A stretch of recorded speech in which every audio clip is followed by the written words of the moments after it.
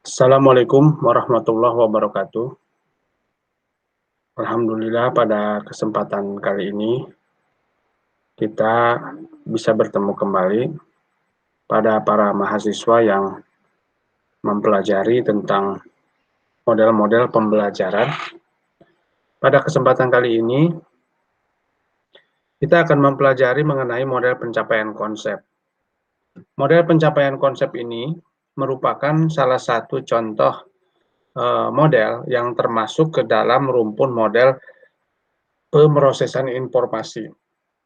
Seperti kita ketahui bersama bahwa model-model pembelajaran itu dikelompokkan ke dalam rumpun-rumpun model ya.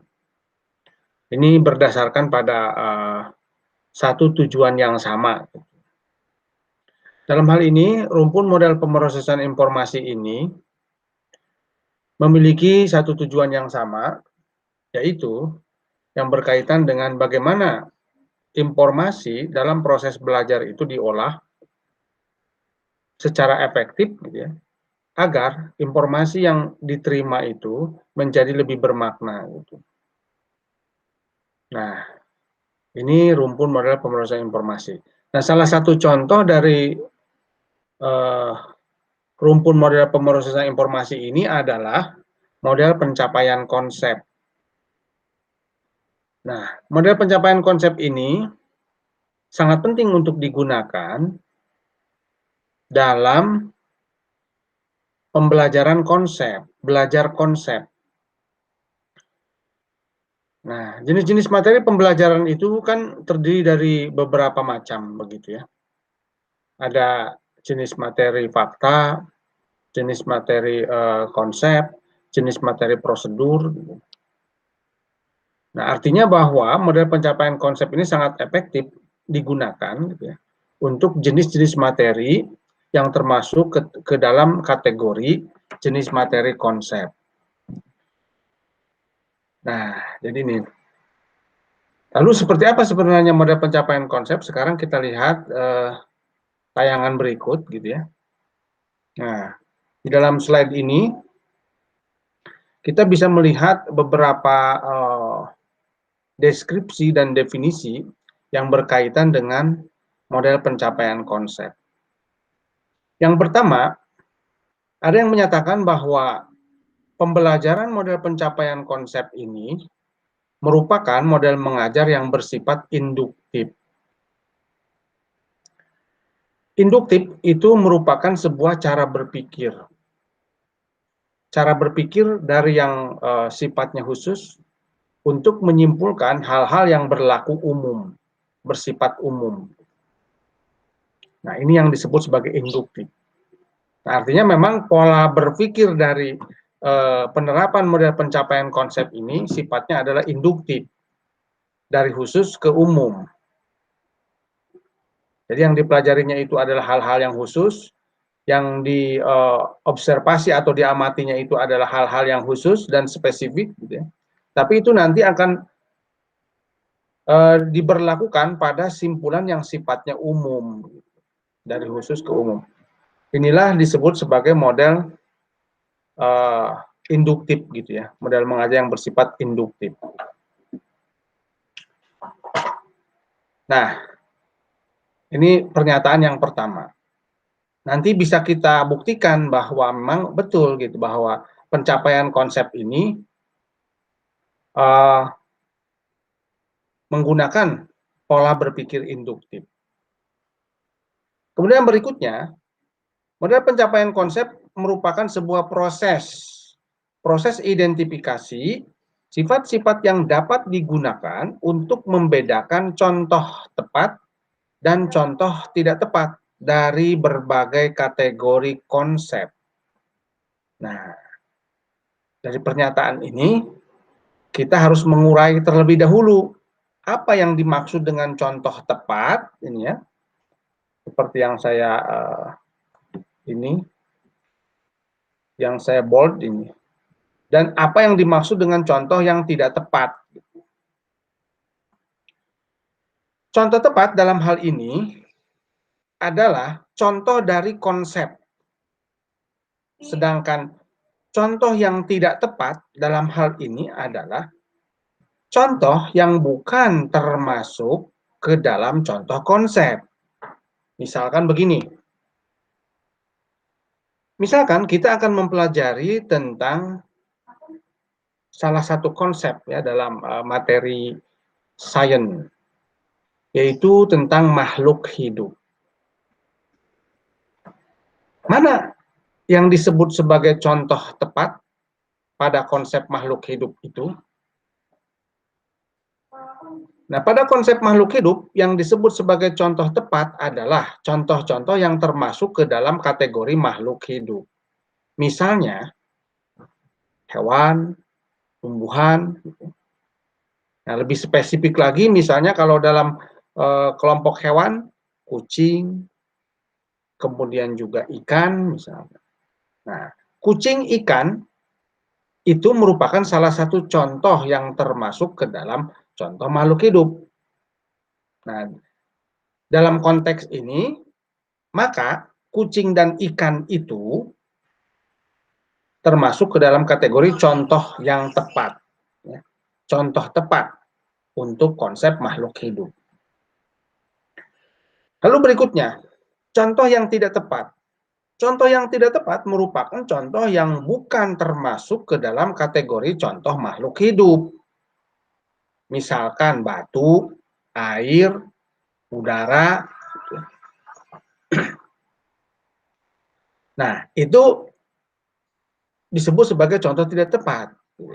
Artinya yang bukan contoh konsep. Nah, dalam konteks model pencapaian konsep, ini prosesnya adalah bahwa siswa ketika melakukan kegiatan pembelajaran dengan menggunakan model pencapaian konsep, ini akan terjadi proses identifikasi dari sifat-sifat yang melekat pada contoh-contoh konsep ataupun contoh yang bukan contoh konsep. Ya. Misalkan begini, nanti yang diidentifikasi itu adalah sifat-sifat yang melekat pada kucing, sifat-sifat yang melekat pada misalkan ikan gitu ya sebagai contoh makhluk hidup. Juga diidentifikasi sifat-sifat dan karakteristik yang melekat pada contoh yang bukan konsep. Misalkan ya, sifat dan karakteristik yang melekat pada batu, pada udara, pada air dan seterusnya gitu. Jadi artinya bahwa kegiatan pembelajaran dengan menggunakan model pencapaian konsep ini, salah satu proses pembelajarannya adalah mengidentifikasi, gitu ya, mengidentifikasi sifat-sifat ataupun karakteristik-karakteristik yang muncul pada contoh-contoh tadi, baik itu contoh yang termasuk ke dalam kategori contoh konsep ataupun contoh yang termasuk ke dalam kategori bukan konsep, gitu ya. Contoh tepat dan contoh tidak tepat.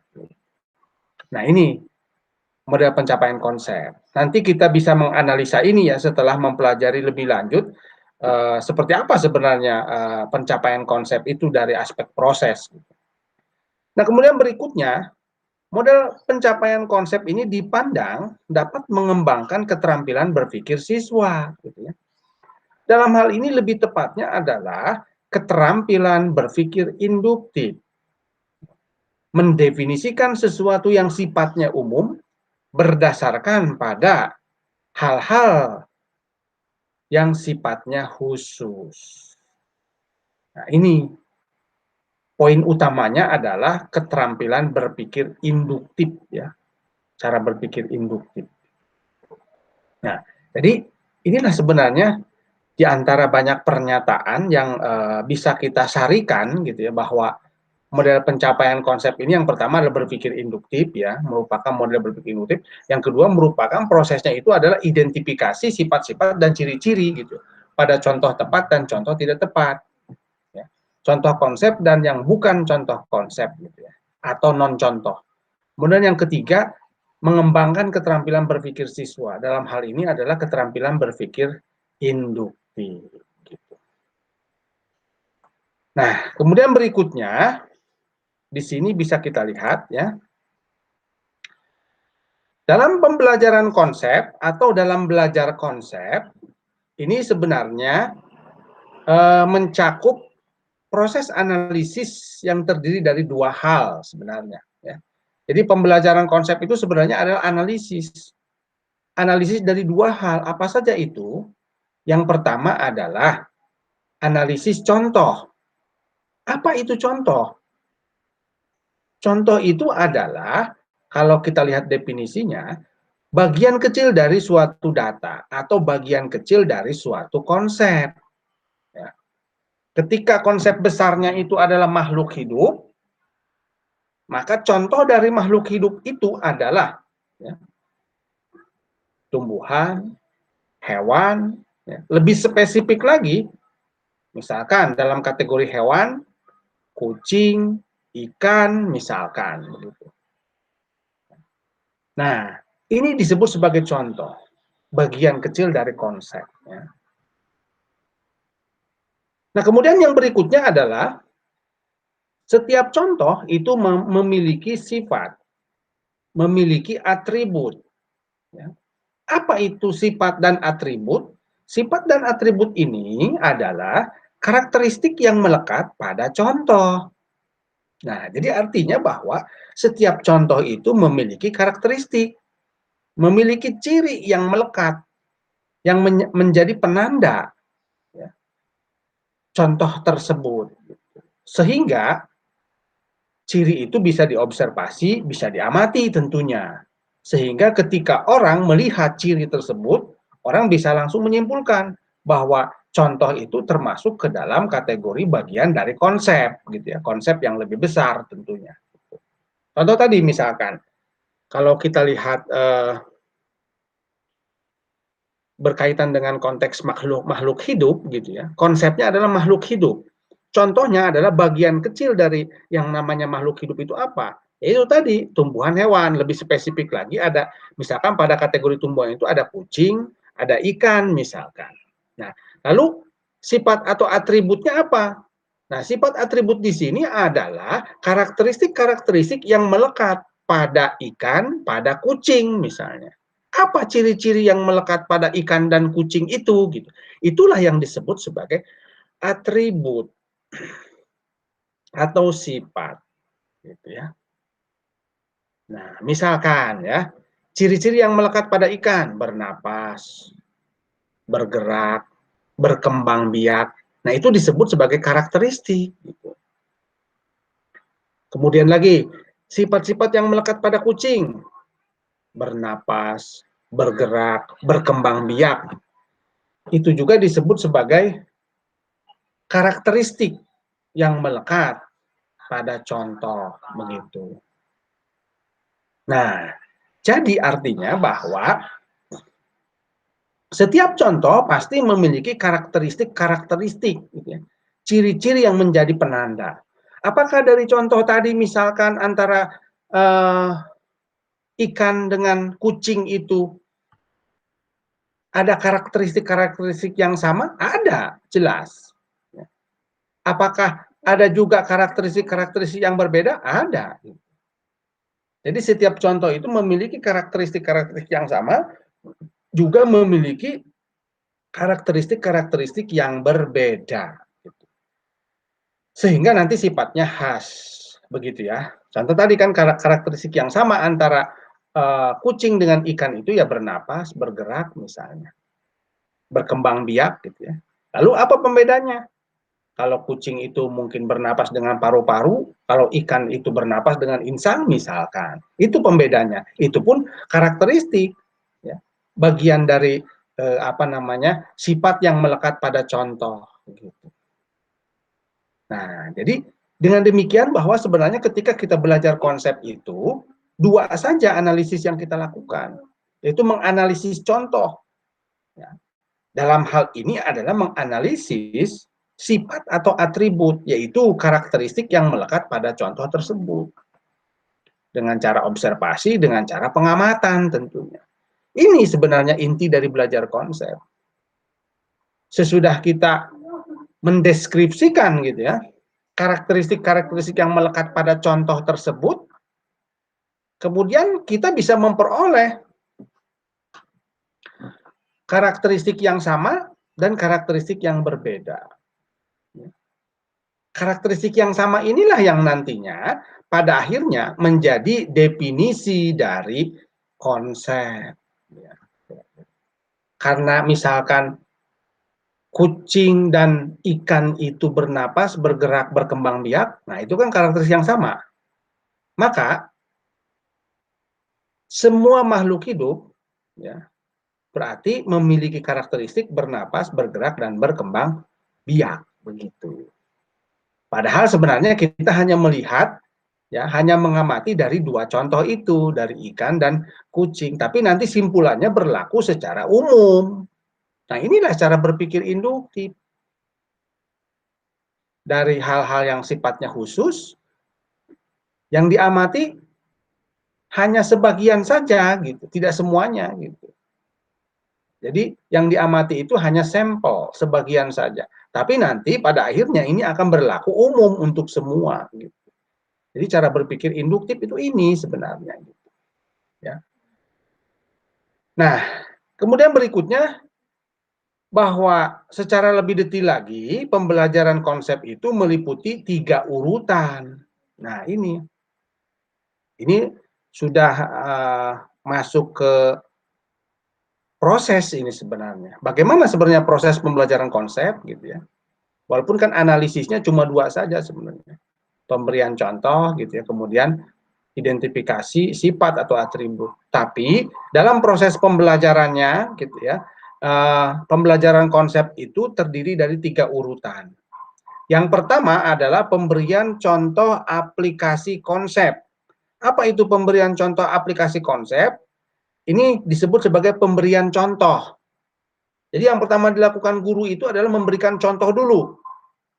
Contoh dari konsep. Bisa juga nanti dipadukan dengan non-contoh atau contoh yang bukan contoh konsep. Atau mungkin lebih mudahnya itu adalah non-contoh. Ya. Contoh dan non-contoh, ada 2 hal di situ. Gitu. Ini yang pertama. Jadi berikan dulu contoh dan non-contoh. Seperti tadi yang termasuk ke dalam contoh kalau berbicara makhluk hidup, itu adalah ikan, misalnya kucing, itu contoh. Kalau non-contoh, itu batu misalnya, udara, air, tanah misalkan. Jadi yang pertama berikan dulu itu. Fase pertama atau step pertama ini ya. Kemudian step berikutnya adalah mengamati contoh atau menguji data. Apa yang diamati dari contoh itu? Karakteristik yang melekat pada contoh-contoh tadi gitu. Pada step pertama pemberian contoh ya, ini guru nanti memberikan contoh dan non contoh. Ya. Misalnya ikan, kucing, kemudian batu, udara, air. Dari situ kemudian dianalisis, ya kan? Karakteristik-karakteristik apa yang melekat pada contoh-contoh tadi. Nah, misalkan karakteristik yang melekat pada kucing, bernapas, bergerak, berkembang biak, misalnya. Karakteristik yang melekat pada ikan, bernapas, bergerak, berkembang biak, dan seterusnya. Karakteristik yang melekat pada batu, misalnya. Batu apa sifatnya gitu kan? Apakah batu bernapas? Oh, tidak bernapas misalkan. Apakah batu bergerak? Tidak bergerak gitu ya. Dan seterusnya gitu. Sehingga nanti pada step pertama dari pemberian contoh aplikasi konsep ini ya, sudah dilakukan analisis mengenai beberapa karakteristik yang melekat pada contoh konsep dan non contoh gitu ya. Baru kemudian pada step kedua ini adalah mengamati contoh atau menguji data. Nah, setelah kita ketahui karakteristik itu, maka itu kan harus dibuktikan. Gitu, harus dibuktikan. Apakah betul yang namanya kucing, yang namanya ikan itu bernapas, bergerak, berkembang biak? Harus dibuktikan. Dengan cara apa? Dengan cara pengamatan. Mengamati di sini. Ya. Mengamati. Observasi di sini. Nah, Di antara step pertama dan step kedua ini, sebenarnya kita bisa menyisipkan di sini hipotesis, gitu. Jadi nanti ada yang disebut sebagai hipotesis. Hipotesis itu ada dugaan bahwa misalkan secara teoritis yang namanya kucing dan ikan itu adalah bernapas, bergerak, misal berkembang biak. Itu kan secara teoritis. Nah, itu kan hipotesis namanya. Kemudian apakah benar kucing dan ikan itu bergerak, bernapas, berkembang biak? Nah, itu kan perlu dibuktikan dengan cara pengamatan gitu. Jadi sebelum masuk ke step kedua ini sebenarnya nanti pada proses pembelajarannya siswa sudah memiliki hipotesis ya yang berkaitan dengan karakteristik-karakteristik yang melekat pada contoh konsep tadi gitu.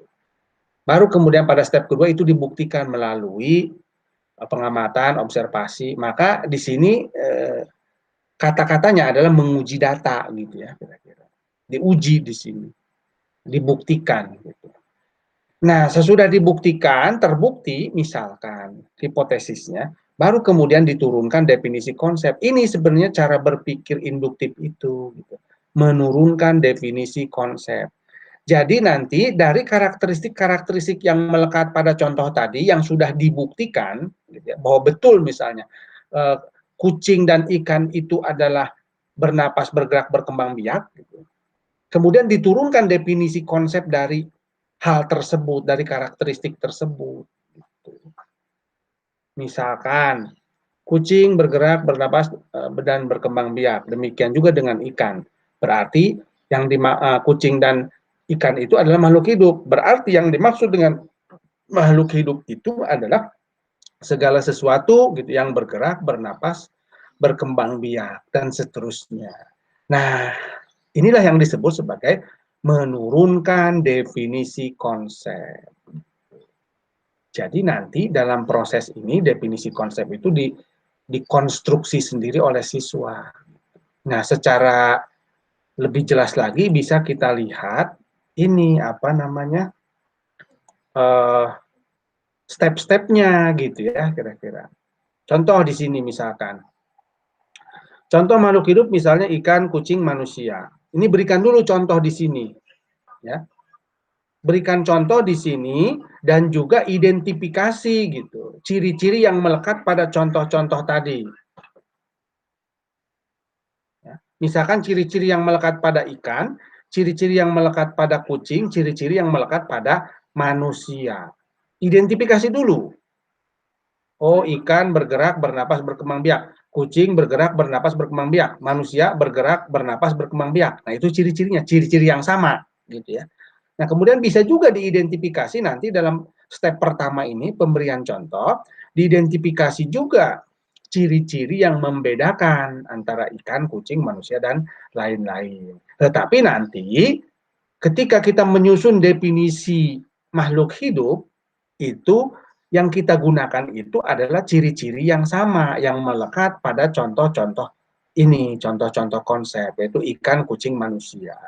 Oh, ternyata ikan, kucing, dan manusia itu memiliki karakteristik atau ciri bergerak, bernapas, berkembang biak, gitu ya, kira-kira.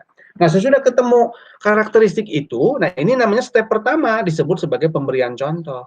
Jadi pemberian contoh itu nanti menampilkan contoh konsep, juga mengidentifikasi ciri-ciri yang melekat. Sesudah itu masuk ke step kedua, mengamati contoh. Apa yang dilakukan di sini? Yang dilakukan di sini adalah membuktikan apakah betul yang namanya ikan, kucing, manusia itu bergerak, bernapas, berkembang biak. Dibuktikan melalui pengamatan. Oh, dilihat ikan. Oh, ternyata bernapas, ya. Oh, ternyata bergerak ikan itu. Dilihat berdasarkan pada pengamatan, ya. Demikian juga dengan manusia misalkan. Nah, diamati, dibuktikan di sini. Nah, tapi sebenarnya sebelum masuk ke step kedua, siswa bisa menyusun hipotesis di sini. Hipotesisnya apa ya tadi, bahwa ikan, kucing, manusia itu memiliki ciri bergerak, bernapas, berkembang biak. Itu namanya hipotesis. Nah, kemudian hipotesis itu dibuktikan, dilihat apakah betul ikan, kucing, manusia itu bergerak, bernapas, berkembang biak, gitu ya kira-kira. Jadi step kedua mengamati contoh ini sebenarnya adalah pembuktian. Gitu ya. pembuktian dari hipotesis. Untuk membuktikan apakah betul ciri-ciri itu memang melekat pada contoh konsep yang dipelajari pada ikan, kucing, manusia gitu ya kira-kira. Nah, sesudah terbukti ini step kedua mengamati contoh, kemudian masuk ke step ketiga, yaitu yang disebut sebagai menurunkan definisi konsep. Dari apa diturunkannya? Ya dari ciri-ciri ini, dari karakteristik-karakteristik ini yang memiliki kesamaan. Disusun definisi tentang makhluk hidup. Gitu ya. Nah, caranya bagaimana? Misalkan begini, ikan, kucing, dan manusia itu memiliki ciri-ciri atau memiliki karakteristik bergerak, bernapas, berkembang biak, misalkan. Ikan, kucing, dan manusia itu termasuk kategori makhluk hidup. Berarti semua makhluk hidup memiliki ciri bergerak, bernapas, berkembang biak. Nah, dari sini bisa kita susun definisi bahwa yang namanya makhluk hidup itu adalah segala sesuatu yang bergerak, bernapas, berkembang biak, dan seterusnya. Sehingga muncullah definisi itu. Gitu. Nah, ini yang disebut sebagai step ketiga, menurunkan definisi. Begitu. Sehingga inilah sebenarnya yang disebut sebagai konstruktivis. Mengkonstruk. Siswa mengkonstruk sendiri konsep. Jadi definisi makhluk hidup itu tidak diberikan langsung kepada siswa oleh guru. Jadi melalui model pencapaian konsep, sebuah definisi konsep itu tidak diberikan langsung. Tapi definisi konsep itu dibuat dan dibentuk sendiri oleh siswa berdasarkan pada langkah-langkah ya, yang dilakukan. Step 1, step 2, sampai ke step ketiga gitu. Nah, mengapa ini disebut berpikir induktif? Ya karena tadi, kan yang diamatinya itu hal yang khusus. Padahal makhluk hidup itu kan banyak. Tidak hanya ikan, kucing, manusia, banyak gitu. Tapi yang diamatinya, yang dibuktikannya itu hanya pada 3 hal, ikan, kucing, dan manusia gitu. Tapi nanti simpulannya berlaku umum untuk semua jenis makhluk hidup. Tidak hanya ikan, kucing, dan manusia. Inilah cara berpikir induktif. Ya. Jadi sesuatu yang umum, ya, definisi umum itu diperoleh dari hal-hal yang sifatnya khusus.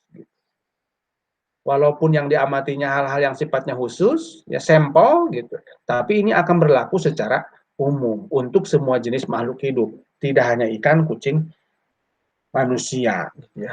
Semua jenis makhluk hidup itu pasti bergerak, berkembang biak. Nah, ini yang disebut sebagai cara berpikir induktif. Nah, kemudian berikutnya ya, untuk lebih jelas lagi nih dalam prosesnya sebenarnya banyak variasinya gitu. Tidak hanya konteksnya itu adalah yang dipelajari mengenai contoh makhluk hidup, tapi bisa saja kita dalam prosesnya itu adalah menggunakan variasi ya dengan menampilkan yang bukan contoh tadi gitu. Jadi menampilkan contoh dan bukan contoh. Nah, variasinya kira-kira seperti ini ya. Ini adalah variasi dari model belajar konsep gitu. Nah, jadi pada step pertama pemberian contoh, kita sajikan tidak hanya contoh konsep, tapi juga bukan contoh atau non contoh ya. Nah, misalkan contoh konsepnya adalah ikan, kucing, manusia. Bukan contohnya adalah air, batu, tanah gitu ya. Jadi ada dua di sini, ada dua kelompok, contoh konsep dan bukan contoh. Di sini nanti diidentifikasi ciri-ciri apa yang melekat pada contoh konsep, artinya ciri-ciri apa yang melekat pada ikan, kucing, manusia. Kemudian berikutnya juga ciri-ciri apa yang melekat pada air, batu, tanah, gitu ya kira-kira. Jadi masing-masing kan menampilkan ciri-ciri ini. Sesudah kita mendeskripsikan mengenai ciri-ciri tersebut, ya menemukan ciri-ciri tersebut berdasarkan hasil pemikiran kita ataupun dari literatur. Ya. Kemudian kita buktikan di step kedua, apakah betul ikan, kucing, dan manusia itu memiliki ciri-ciri seperti tersebut. Ya. Kita buktikan juga apakah betul air, batu, tanah itu atau yang bukan contoh itu memiliki ciri-ciri tersebut, dibuktikan di sini. Fakta gitu ya. Dilihat faktanya. Oh, ternyata betul gitu ya. Baru kemudian disusun definisi konsep di sini. Definisi konsep tentunya yang berkaitan dengan contoh konsep. Kesamaan ya, kesamaan dari karakteristik yang melekat pada contoh-contoh konsep. Dibuatlah definisi gitu. Nah, mengapa perlu ada ini contoh dan bukan contoh. Ini kan sebagai pembanding nantinya gitu. Jadi nanti siswa bisa membedakan mana yang disebut sebagai makhluk hidup, mana yang termasuk ke dalam bukan makhluk hidup. Jadi lebih kaya nantinya gitu ya pemahaman siswa itu. Jadi di samping siswa mampu menyusun definisi konsep ya, nah juga siswa diperkaya ya, terhadap apa namanya karakteristik yang melekat pada yang bukan contoh tadi. Tapi perlu diingat bahwa ketika menyusun definisi konsep di sini, ya ini perlu diingat, definisi konsep itu berasal dari fakta-fakta ataupun ciri-ciri yang melekat pada contoh konsep. Ciri-ciri yang seperti apa? Ciri-ciri yang sama. Jadi ciri-ciri yang sama. Ciri-ciri yang sama itulah yang menjadi dasar untuk menyusun definisi konsep. Nah, jadi secara garis besar ada 3 step ya. Step 1, step 2, dan step 3. Proses pembelajaran konsep itu. Nah, step 1 adalah pemberian contoh, step 2 itu adalah mengamati contoh, ini membuktikan ya. Membuktikan apakah betul karakteristik itu melekat pada contoh-contoh konsep dan bukan contoh konsep. Nah, step ketiga ini adalah menurunkan definisi. Apakah definisi ini berdasarkan pada gitu hasil pembuktian ya karakteristik-karakteristik ataupun ciri-ciri yang melekat pada contoh konsep. Dalam hal ini adalah kesamaan ciri-ciri. Nah, jadi kesamaan ciri-ciri itulah yang menjadi dasar untuk menyusun definisi konsep. Begitu, kira-kira ya. Nah, untuk lebih jelas lagi, nah bisa kita lihat di sini. Ini adalah prosesnya. Proses belajar konsep ini disebutnya ya. Ini bisa kita lihat di sini. Seperti apa sebenarnya belajar konsep itu? Misalkan tadi contohnya ya tentang konsep makhluk hidup. Nah, sebenarnya yang ingin kita sajikan itu adalah definisi ini. Bahwa makhluk hidup itu adalah segala sesuatu yang dapat bernapas, berkembang biak, bergerak, dan seterusnya. Definisi ini sebenarnya yang akan kita berikan, atau informasi ini sebenarnya yang akan kita berikan kepada siswa. Tapi caranya, definisi ini tidak diberikan langsung, gitu. Tidak diberikan langsung untuk dihafal, tidak. Tapi definisi ini dibentuk sendiri, dikonstruksi sendiri oleh siswa. Begitu ya, kira-kira. Padahal definisi ini gitu. Caranya bagaimana? Nah, pembelajaran itu akan dimulai dengan menuliskan contoh makhluk hidup dan bukan makhluk hidup. Tuliskan dulu, diawali dengan itu dulu. Menggunakan metode apa? Metode ceramah, metode tanya jawab bisa kita masukkan ke situ. Karena nanti pada langkah pertama yaitu menuliskan contoh makhluk hidup dan bukan makhluk hidup itu juga nanti diidentifikasi karakteristik-karakteristik yang melekat pada yang namanya contoh makhluk hidup dan yang bukan makhluk hidup. Identifikasi di situ karakteristik-karakteristik yang melekatnya gitu. Maka kita bisa menggunakan metode tanya jawab ya, dalam hal ini gitu. Nah, ini step kedua. Kemudian yang berikutnya adalah bahwa contoh itu kemudian diidentifikasi ciri dan karakteristiknya. Ya. Nah, ini yang disebut kalau dalam slide yang sebelumnya ini adalah mengamati contoh, diidentifikasi ciri dan karakteristiknya. Dengan cara apa? Menggunakan metode observasi atau pengamatan, dibuktikan betul tidak. Misalnya, kucing dan ikan itu bergerak, bernapas, berkembang biak, gitu. Dibuktikan ya. Metode yang digunakan adalah observasi atau pengamatan, bisa juga eksperimen misalkan, begitu ya. Jadi contoh itu diidentifikasi, dibuktikan. Nah, sebelum masuk dari step ini ya, penulisan contoh makhluk hidup menuju ke identifikasi ciri dan karakteristik, ini sebenarnya bisa muncul hipotesis di sini gitu. Jadi nanti dalam peristiwa pembuktian gitu ya melalui metode observasi atau pengamatan itu prinsipnya adalah membuktikan hipotesis gitu. Kemudian berikutnya adalah melalui diskusi diturunkan definisi konsep makhluk hidup. Nah, ini diturunkan di sini definisinya gitu ya. Metode apa yang bisa kita gunakan di sini? Metode diskusi kelompok bisa gitu ya. Jadi nanti siswa dituntut untuk mengkonstruksi sendiri definisi dari makhluk hidup itu sendiri. Nah, definisi ini, konsep makhluk hidup. Berdasarkan apa? Berdasarkan pada karakteristik dan ciri-ciri yang melekat pada contoh konsep tersebut. Begitu ya, kira-kira. Kemudian, nah, ini kan secara garis besar ya, pembelajaran konsep itu gitu. Kemudian berikutnya adalah berdasarkan pada paparan yang telah kita pelajari ini ya, proses belajar konsep gitu ya. Ternyata ada 3 hal yang bisa kita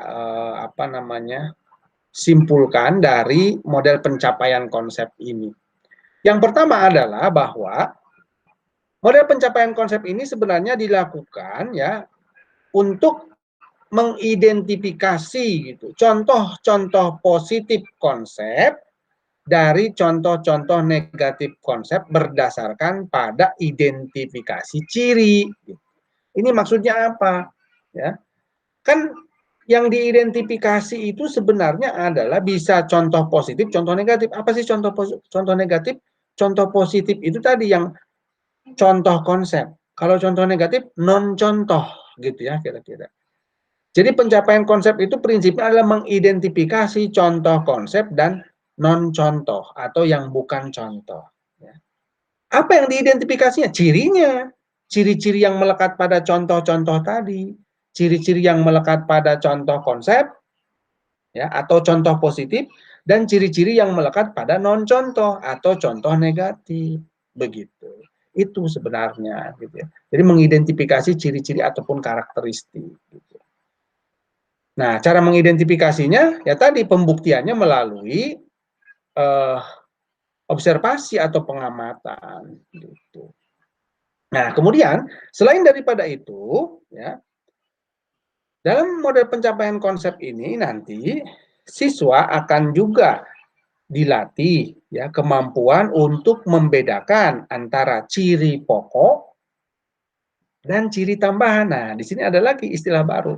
Esensial atribut dan non esensial atribut. Ciri pokok dan ciri tambahan. Ciri pokok itu apa? Ciri pokok itu sebenarnya adalah kesamaan.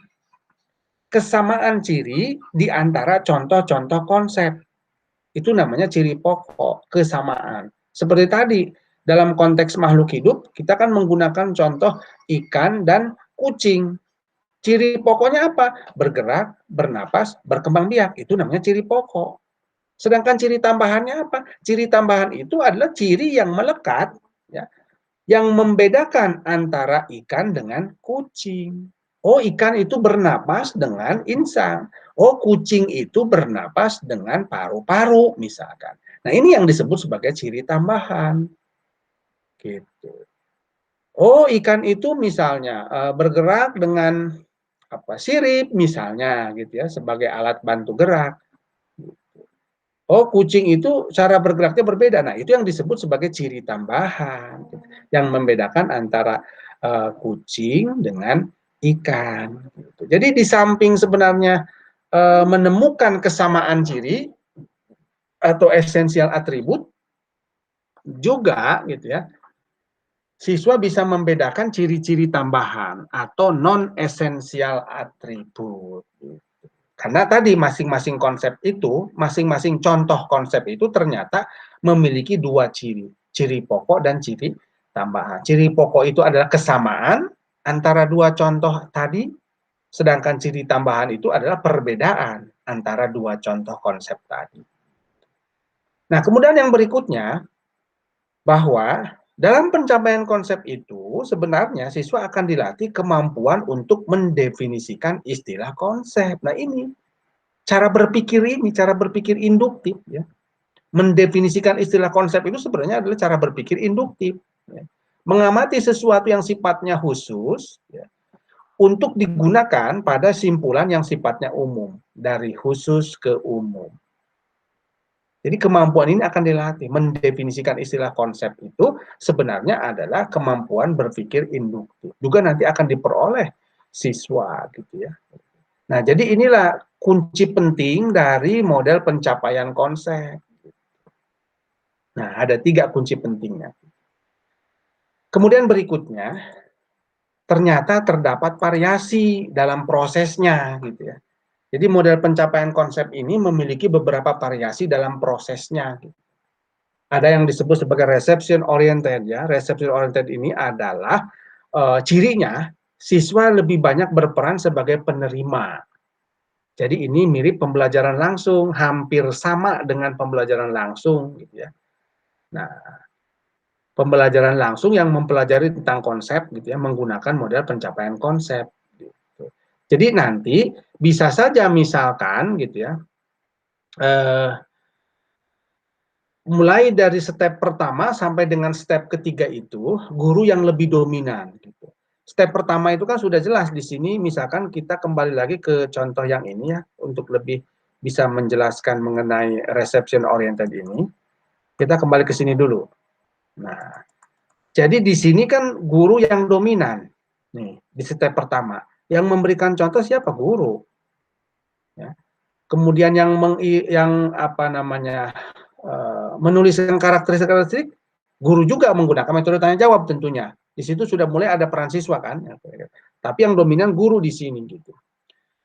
Kemudian masuk ke step kedua. Di step kedua ini yang mengamati ciri siapa? Siswa gitu ya kira-kira. Nah, yang menyusun definisi siapa? Siswa.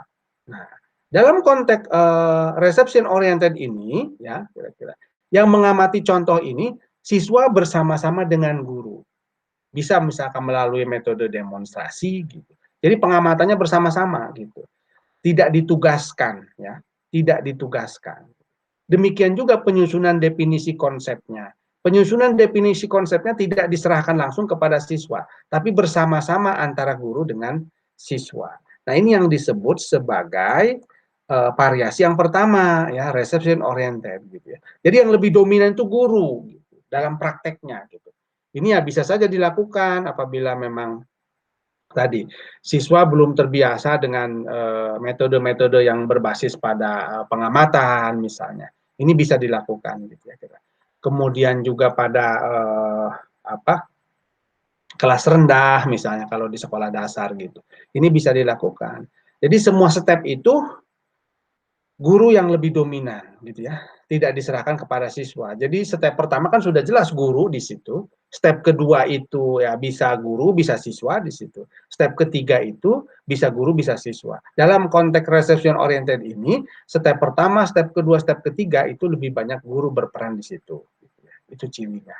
Sehingga reception oriented ini hampir sama dengan pembelajaran langsung, gitu. Pembelajaran langsung yang menggunakan pencapaian konsep. Nah, kemudian yang berikutnya adalah selection oriented ya. Ini menempatkan tanggung jawab pencapaian konsep. Nah, tanggung jawab pencapaian konsep dan penelusuran sifat dari contoh konsep pada siswa. Nah, berarti fokusnya itu adalah pada ini sudah lebih berimbang lagi mungkin ya gitu. Jadi peran guru sudah dikurangi di sini gitu. Mungkin step ketiga ini sudah diberikan kepada siswa gitu. Step ketiga itu definisi konsep. Nah, pada step kedua itu di situ masih ada peran guru misalkan gitu ya. Peran guru dalam membimbing siswa tentunya gitu. Tapi step ketiga sudah sepenuhnya diserahkan kepada siswa. Maka ini disebut sebagai selection oriented ya. Kemudian contoh tidak dikelompokkan dalam kategori contoh atau bukan contoh. Nah, ini kan tadi kan kita kembali lagi ke gambar yang ini. Nah, yang ini sebenarnya bukan selection oriented. Karena contohnya itu adalah ada dua, contoh konsep dan bukan contoh. Yang selection oriented itu adalah gambar yang ini. Nah, ini yang disebut sebagai selection oriented. Jadi contohnya hanya contoh konsep saja. Kemudian di sini sudah diberikan tanggung jawab kepada siswa dalam menyusun definisi konsep. Begitu ya kira-kira. Nah, tapi di sini masih ada peran guru, di sini juga masih ada peran guru membantu gitu ya. Nah, sudah mulai agak lebih banyak peran siswanya ya kalau dibandingkan dengan variasi yang pertama. Kalau variasi yang pertama yuk tiga-tiganya dilakukan oleh guru melalui tanya jawab dan ceramah gitu. Tapi kalau yang solution oriented itu, ya, sudah mulai diberikan tanggung jawab, misalkan pada step ketiga gitu dalam menyusun definisi konsep. Kemudian contohnya juga hanya contoh konsep gitu ya kira-kira. Nah ini variasi yang kedua gitu ya. Kemudian menekankan pada pencapaian konsep yang lebih cepat biasanya begitu. Gitu ya. Mengapa? Karena tadi kan yang disajikan itu hanya contoh konsep saja, tidak kemana-mana gitu. Tidak disajikan juga yang bukan contoh gitu. Karena memang kalau disajikan yang bukan contoh ini jadi pembahasannya jadi melebar gitu ya. Jadi berbicaranya itu tentang konsep makhluk hidup, tapi nanti ada juga berbicara tentang konsep yang bukan makhluk hidup kemana-mana gitu. Tapi lebih kaya sebenarnya. Tapi ke dalam selection oriented itu tidak. Dalam itu hanya satu saja yang dipelajari yaitu contoh konsep. Sehingga ini bisa menekankan pada pencapaian konsep yang lebih cepat. Nah, kemudian ini yang terakhir ya. Nah, ini lebih menekankan pada kegiatan diskusi kelompok dibandingkan strategi sebelumnya. Nah, berarti ya, dalam proses step ketiga, ya, ini siswa-siswa itu harus bekerja secara kelompok. Demikian juga dalam step kedua, siswa harus bekerja secara kelompok. Ya. Anorganis material itu lebih banyak peran siswa di sini nih kalau kita lihat lagi gambarnya ya, lebih banyak peran siswa. Nah, di sini mereka dibuat kelompok-kelompok. Di sini juga mereka dibuat kelompok-kelompok, bekerja dalam kelompok. Gitu ya. Nah, ini lebih student center sebenarnya, gitu, dibandingkan dengan yang sebelumnya ya, yang tipe-tipe yang atau variasi-variasi yang sebelumnya. Gitu. Karena mereka di sini sudah jelas nanti diberi tanggung jawab ya untuk mengamati ciri-ciri ya pada contoh konsep dan yang bukan contoh konsep gitu. Secara berkelompok. Di sini juga mereka diberi tanggung jawab ya, siswa diberi tanggung jawab untuk menurunkan definisi. Mereka bekerja secara kelompok. Nah, ini ciri yang ketiga ya. Nah, kemudian peran guru untuk memfasilitasi diskusi, memastikan pencapaian konsep serta memfokuskan pada pengembangan konsep. Jadi artinya memang dari 3 jenis model tadi, yang pertama itu ya, yang variasi yang pertama itu kecenderungannya itu adalah teacher center, kemudian variasi yang kedua itu moderat, variasi yang ketiga itu student center sebenarnya.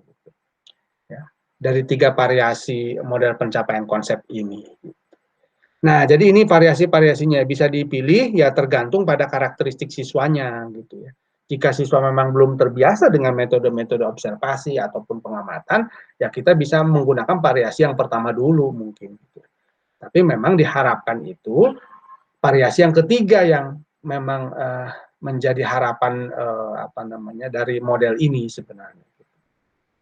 Lalu kemudian sintaknya seperti apa dari model pencapaian konsep ini? Kalau kita lihat di sini ada beberapa fase ya.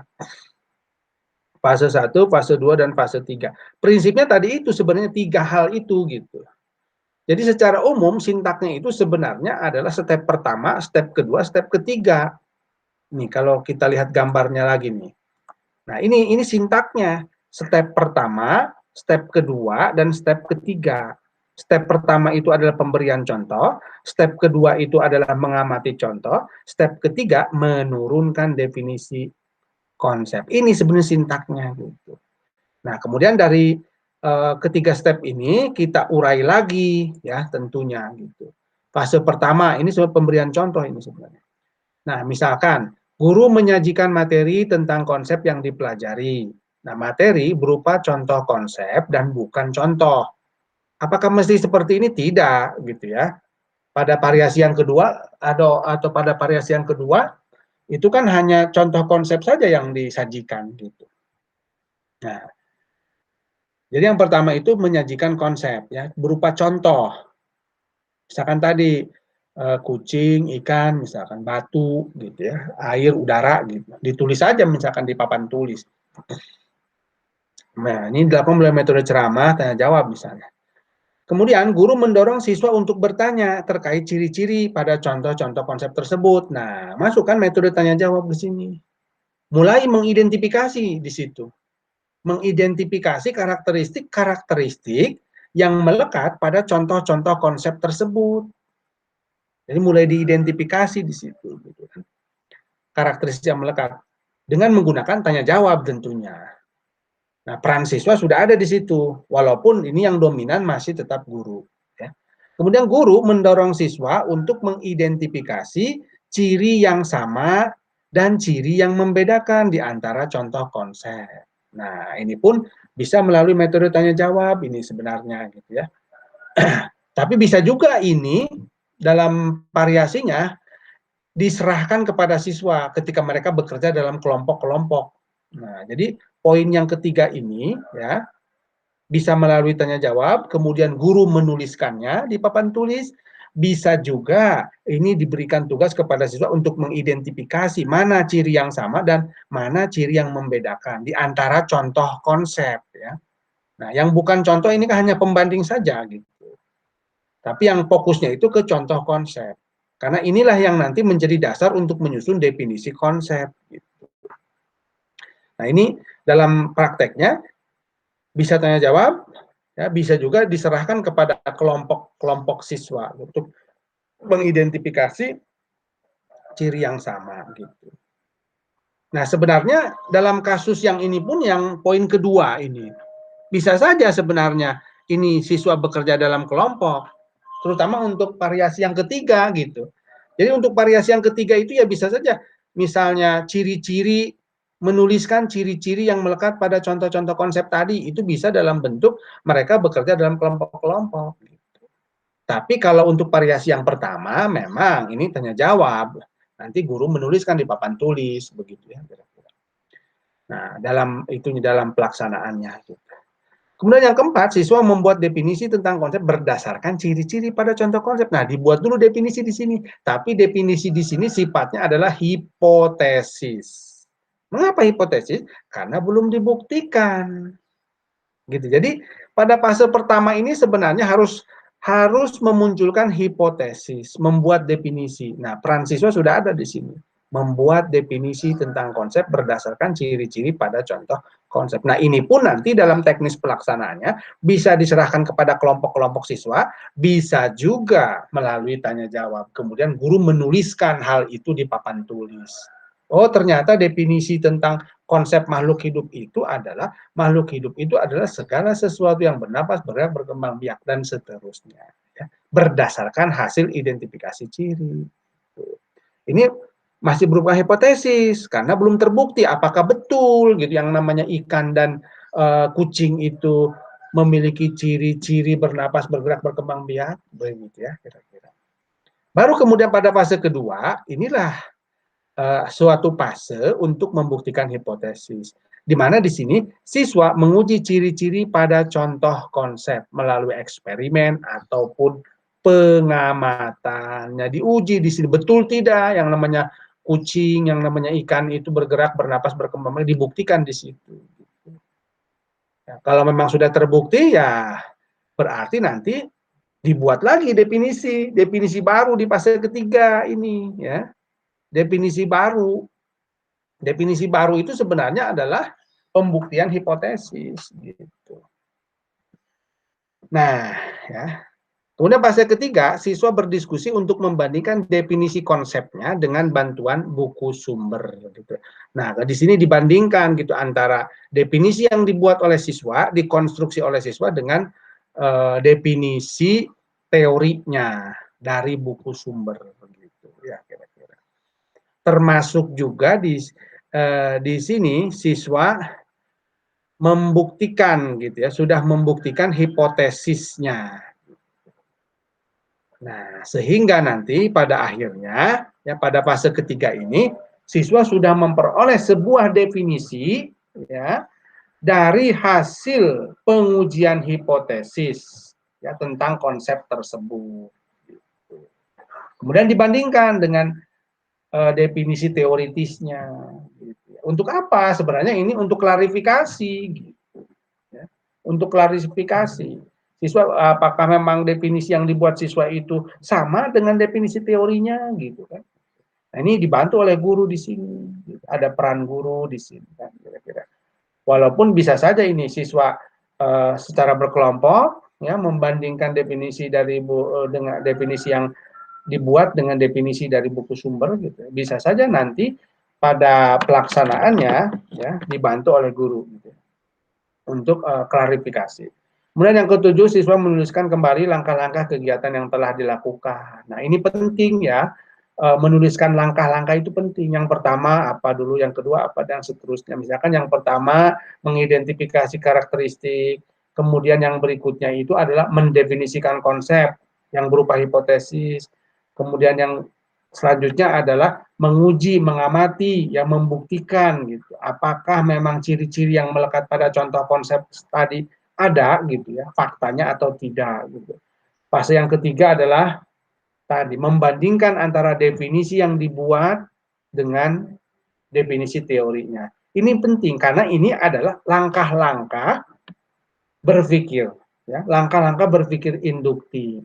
Ini sangat penting.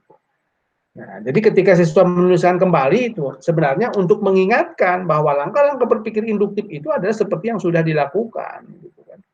Sehingga ya ini akan diharapkan ya melekat kepada siswa bahwa cara berpikir induktif itu ya langkahnya seperti yang sudah mereka lakukan. Kemudian yang terakhir, guru bersama siswa membuat simpulan, gitu ya kira-kira. Nah ini fase-fasenya, gitu ya, fase-fasenya. Gitu. Jadi kurang lebih ada 3 fase di sini. Fase pertama, fase kedua, dan fase ketiga. Nanti dalam teknis pelaksanaannya bisa saja ini diserahkan langsung kepada siswa, ya. Bisa juga memang ada poin-poin tertentu yang guru yang harus menyajikan, gitu, yang harus menyajikan kegiatan-kegiatan ini. Ya tergantung pada karakteristik siswanya tentunya. Kita bisa memilih tiga variasi tadi, gitu. Variasi pertama, variasi kedua, dan variasi ketiga. Variasi pertama itu sepenuhnya guru, variasi kedua itu sudah moderat gitu ya, berimbang. Variasi ketiga itu student center sebenarnya gitu. Nah ini kan student center ini sebenarnya. Kalau yang kedua ini ya moderat, ini moderat ya.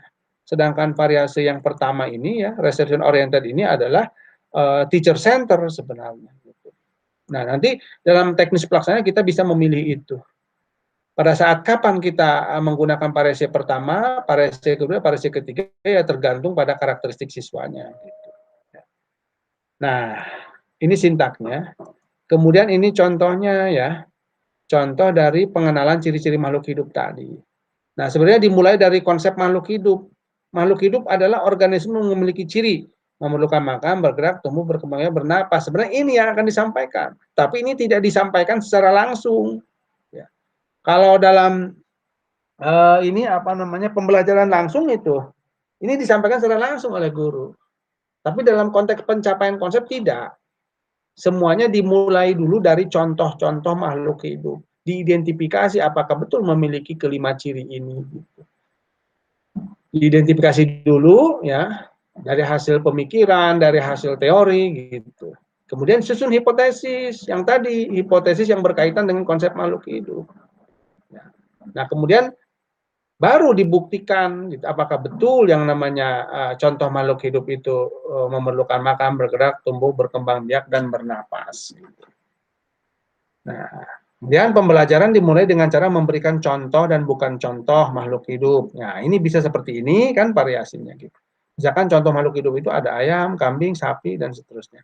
Yang bukan contoh makhluk hidup, batu, meja, kursi, dan seterusnya. Berikan dulu ini untuk memperkaya sebenarnya, untuk membandingkan gitu. Padahal memang tujuan utamanya, fokus utamanya itu ada di contoh makhluk hidup. Karena yang ingin disampaikan itu adalah definisi konsep makhluk hidup. Nanti diamati ciri-ciri yang melekat pada ayam, ciri-ciri yang melekat pada kambing, ciri-ciri yang melekat pada sapi gitu. Ditemukan nanti ada ciri-ciri yang sama di antara ayam, kambing, sapi, ada ciri yang berbeda di antara ayam, kambing, sapi. Ciri yang sama itu disebut sebagai esensial atribut ya. Ciri yang berbeda itu disebut sebagai non-esensial atribut. Ya, ini fokus ke sini. Ini sebenarnya ciri-ciri yang melekat pada contoh yang bukan makhluk hidup ini hanya sebagai pembanding saja. Agar nanti pada akhirnya bisa memperkaya pengetahuan siswa. Gitu. Sehingga siswa bisa membedakan sebenarnya mana yang makhluk hidup, mana yang bukan makhluk hidup gitu ya. Nah, ini secara garis besar ya kira-kira seperti ini dalam contoh kasus ya, mempelajari tentang konsep makhluk hidup. Kemudian berikutnya adalah sistem sosial. Nah, seperti apa sistem sosialnya gitu ya? Kan setiap model pembelajaran itu karakteristiknya yang pertama memiliki sintaks. Sintaksnya tadi kan 3 gitu. Lalu sistem sosialnya seperti apa? Sistem sosialnya ini sebenarnya eh, sangat tergantung pada apa jenis variasinya ya kira-kira. Tapi memang secara umum kita bisa menyatakan bahwa model pencapaian konsep ini memiliki struktur berimbang antara peran guru dan siswa. Artinya memang tidak ada yang betul-betul dominan di sini gitu ya kira-kira. Jadi kita di sistem sosial itu diambil saja jalan tengahnya gitu. Padahal memang dalam pelaksanaannya, dalam prosesnya tergantung sama variasinya. Kalau variasi yang pertama yang jelas itu teacher center gitu. Sedangkan variasi yang kedua itu sudah moderat sebenarnya, ini yang berimbang ini gitu. Dan variasi yang ketiga itu sudah mengarah ke student center gitu. Walaupun di situ sudah masih ada juga peran-peran guru gitu. Tapi secara umum memang berimbang gitu ya. Moderat secara umum sistem sosialnya. Kemudian guru memiliki tugas utama untuk menginisiasi dalam pemilihan konsep. Jadi yang memilih konsep itu adalah guru. Karena ini kaitannya ke kurikulum yang dipelajari gitu ya. Misalnya mengapa sih yang dipelajari itu tentang makhluk hidup, gitu, konsep makhluk hidup, guru yang memilih. Mengapa demikian? Ya karena tadi ini berkaitan dengan materi yang dipelajari tentunya. Gitu ya. Nah ini tugas guru itu harus menginisiasi ini pemilihan konsep yang dipelajarinya. Kemudian pada fase awal peran guru lebih besar, ya kan? Fase pertama, step pertama sudah jelas lebih besar peran guru di situ. Tapi pada fase berikutnya guru mendorong siswa untuk lebih banyak berinteraksi. Mungkin sudah ada peran siswa masuk ke situ pada fase kedua dan fase ketiga atau step kedua dan step ketiga gitu. Jadi step pertama itu sudah jelas bisa menggunakan metode ceramah, tanya jawab di situ. Kalau pada step kedua itu masuk peran siswa di situ gitu ya. Karena mereka kan harus mengamati. Pada fase ketiga mendefinisikan, ada juga peran siswa di situ. Nah, ini sistem sosialnya. Kemudian yang berikutnya adalah prinsip reaksi. Guru mendorong kegiatan pembelajaran yang mengarah pada proses diskusi secara alami terkait hipotesis. Nah, inilah yang memang harus dilakukan oleh guru ketika menggunakan model pencapaian konsep gitu ya. Maka kegiatan pembelajaran itu ya dalam proses diskusinya gitu ya, itu harus terjadi secara alami gitu untuk membuktikan hipotesis. Nah, ini harus dikondisikan oleh guru. Terutama nanti di fase ketiga dalam definisi konsep. Artinya memang definisi konsep ini, proses diskusinya ketika menyusun definisi konsep harus benar-benar bersumber dari hasil pengamatan gitu. Bukan bersumber dari buku. Inilah yang disebut sebagai proses diskusi secara alami gitu ya, terkait hipotesis itu. Siswa melakukan kegiatan diskusi ini sebenarnya untuk mengkonstruksi konsep ya, mengkonstruksi konsep gitu kan secara alami gitu. Bukan berdasarkan konsep dari buku tentunya gitu. Nah, ini harus dipastikan terutama di step ketiga oleh guru dalam mendefinisikan konsep gitu. Sehingga nanti pada akhirnya mereka punya gitu satu konsep sendiri yang mereka buat gitu. Baru kemudian dibandingkan dengan definisi konsep yang ada di buku. Nah, ini harus diarahkan pada step ketiga. Kemudian siswa dibantu melalui dialog dalam berkreasi mengenai hipotesisnya. Nah, hipotesis itu kan munculnya dari siswa. Maka siswa harus dirangsang untuk berkreasi memunculkan hipotesis. Ini sebenarnya step ini akhir dari step kedua. Ya, akhir dari step pertama, bukan step kedua ya. Akhir dari step pertama, awal dari step kedua. Itu harus muncul hipotesis di situ gitu. Step kedua itu kan pembuktian hipotesis gitu. Kemudian guru sebaiknya memberikan fokus perhatian pada ciri spesifik dari contoh konsep. Nah, ciri spesifik itu apa gitu ya? Nah, jadi artinya begini, kan setiap konsep itu memiliki contoh-contoh yang banyak gitu ya kira-kira. Nah, dari contoh-contoh yang banyak itu ada satu contoh gitu ya.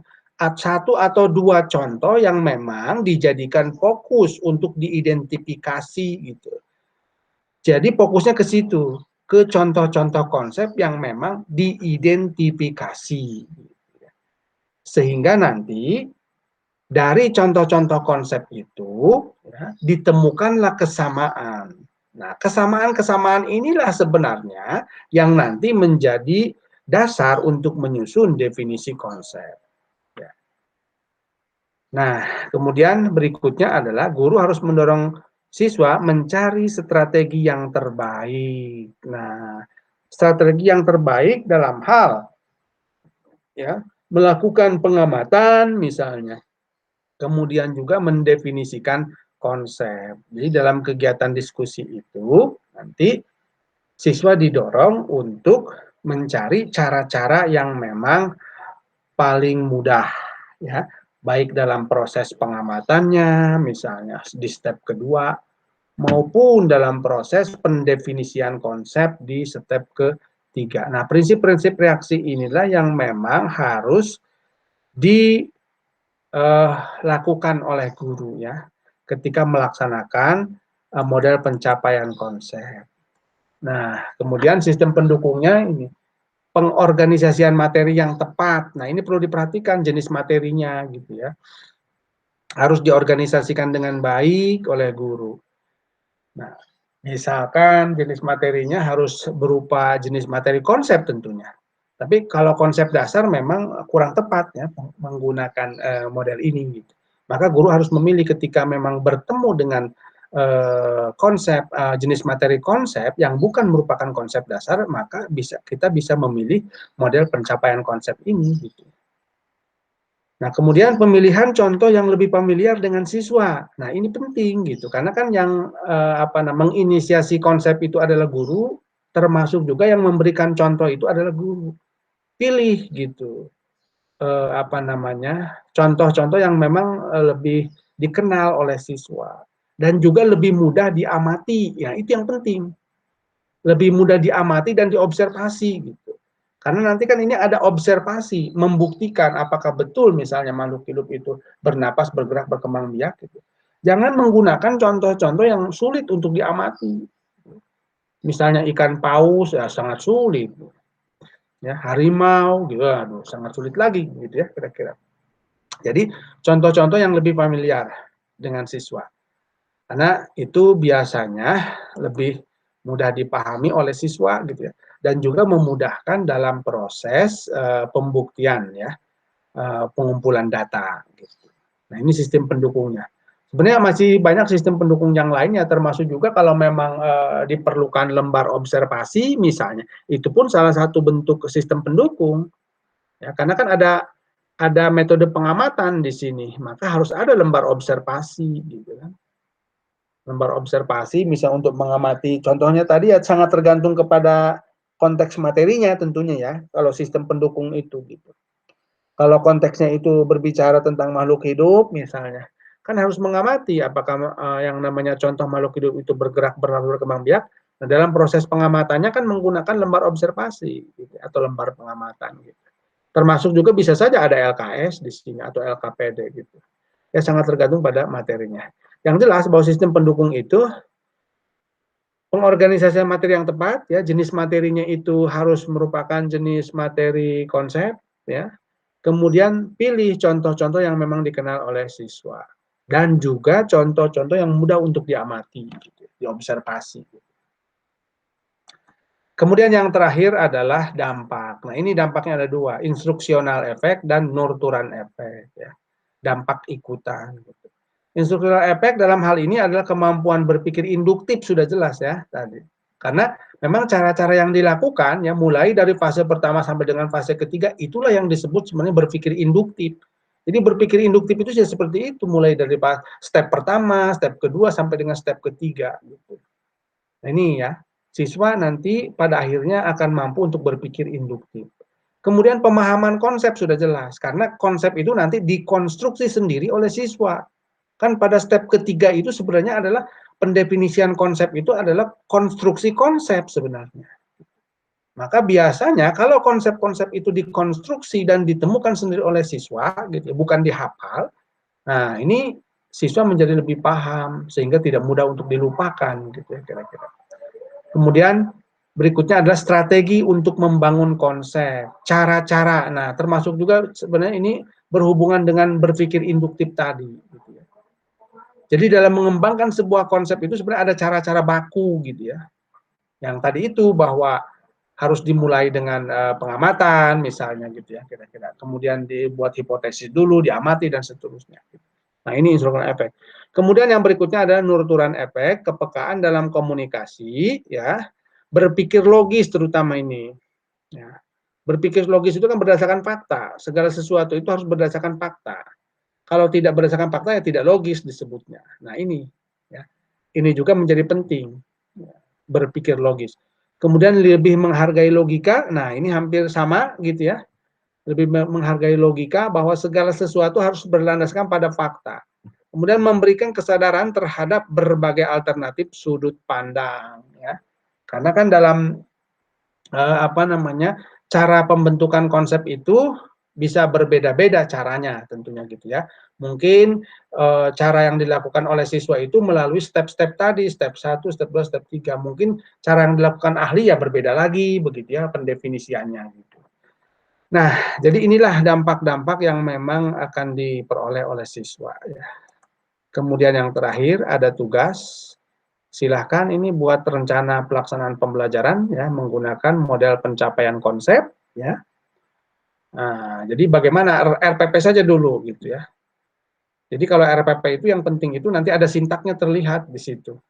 Kalau model prinsip reaksi, kemudian juga